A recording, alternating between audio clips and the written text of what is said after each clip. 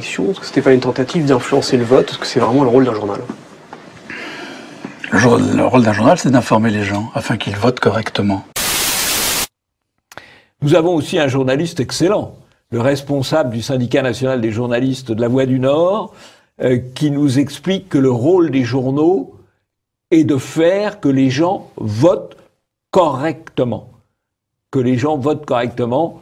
Quel aveu, tout ça bien sûr avec l'argent des contribuables qui subventionnent la Voix du Nord comme beaucoup d'autres journaux.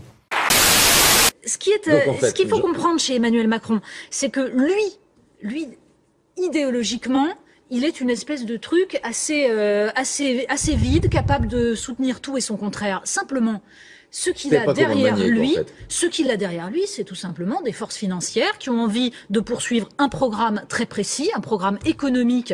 On sait ce que c'est. Il est soutenu par qui? Il est soutenu par Pierre Berger, Xavier Niel, Patrick Drahi, enfin voilà. Les Français raisonnent en séquence.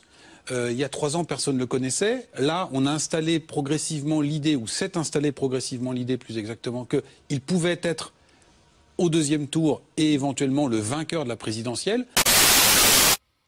Enfin, un petit aveu formidable d'un sondeur qui nous dit « On a installé dans l'opinion l'idée de la présence de Macron au second tour. » Voilà. On a installé dans l'opinion, et effectivement, Macron a été fabriqué par les instituts de sondage et par les médias qui en ont beaucoup parlé, ce qui l'a fait monter dans les sondages, et comme il montait dans les sondages, ça a conduit les médias à en parler davantage.